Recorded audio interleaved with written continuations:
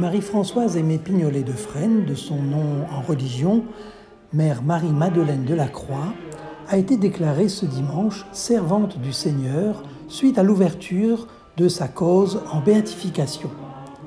La commission diocésaine pour la cause a été installée sous la présidence de Monseigneur Gilbert Aubry, évêque de La Réunion, assisté du postulateur général, Père Orlando Zanovelli, et de Sœur Marie-Claire, supérieure générale de la Congrégation des Filles de Marie, à l'origine de cette demande.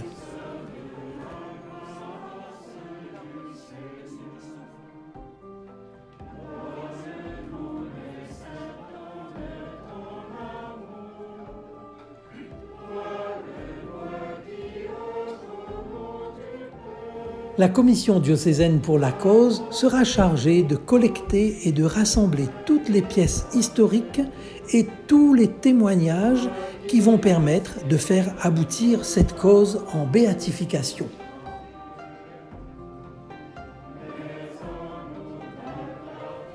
Tous les signes qu'a laissés Mère Marie-Madeleine de la Croix, ou toutes les grâces reçues par son intercession, vont attester de ses vertus et de sa sainteté.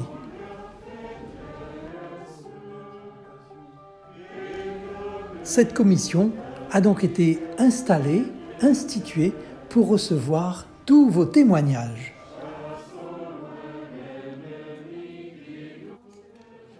J'ai vécu un temps fort ce matin qu'on ne peut pas expliquer et c'est du sérieux. Pour une cause de béatification, ce temps précieux pour la congrégation qui est acteur de la cause. Maintenant, nous avons à prier pour que tout se passe bien avec l'équipe qui va travailler, parce qu'il y a du travail. Et nous allons prier. Il y avait la présence de Monseigneur, bien sûr, et puis le postulateur qui est venu de Rome. Ça fait une semaine qu'il est avec nous. Et le promoteur de justice, le Père Vincent, le Père Firmin, notaire, et la secrétaire adjointe du notaire, Madame Hermé Claire. Et puis le chancelier et Pascal Chantin. Tout ça, c'est impressionnant. On voit que c'est une cause. Ça ira avec toutes ces personnes qui vont travailler. Et puis les témoins, ça fait depuis quelque temps, le postulateur travaille avec les témoins, dire la réputation de sainteté de Mère Madeleine sur sa vie jusqu'à sa mort, et surtout ses vertus héroïques, comment elle a vécu. En 2019, lors de la célébration du 150e anniversaire de la Congrégation des Filles de Marie, contacté par la sœur Marie-Françoise d'Assise, qui est aujourd'hui âgée de 107 ans, donc c'est en 98 qu'elle m'a contacté, et c'est en 99 qu'on a fêté le 150e. Et donc, j'ai accompagné la congrégation pour fêter ce grand moment. Et c'est à ce moment-là que cette figure de la fondatrice de cette grande œuvre est ressortie, je dirais, avec brio. Et j'ai depuis, quand même, je pourrais dire, milité pour que sa cause soit entendue et que son procès en béatification commence. Et aujourd'hui, quand on voit l'installation de ce tribunal, on ne peut qu'être satisfait. C'est bien sûr un petit pas, puisque ça, c'est l'enquête diocésaine. Et ensuite viendra l'étape romaine qui mène vers la béatification. Et ça, c'est encore un temps qu'il faudra attendre. Il faudra être très patient. C'est vrai que quand on travaille sur un dossier de ce genre, avec une figure qui a tant fait pour la Réunion et qui a été pendant longtemps, on pourrait dire, laissée un petit peu de côté, on aimerait que les choses s'accélèrent. Mais il faut être patient. On ne peut pas tout. Tout ne dépend pas de nous. En tout cas, moi, s'il y a quelque chose qui dépend de moi, je ferai tout pour que ça avance vite à mon niveau. Mais quand je n'ai plus la main, eh bien, je ne peux rien faire. Alors, un moment très important, plein d'émotions aussi, personnellement, parce que depuis très longtemps, nous attendions cet événement.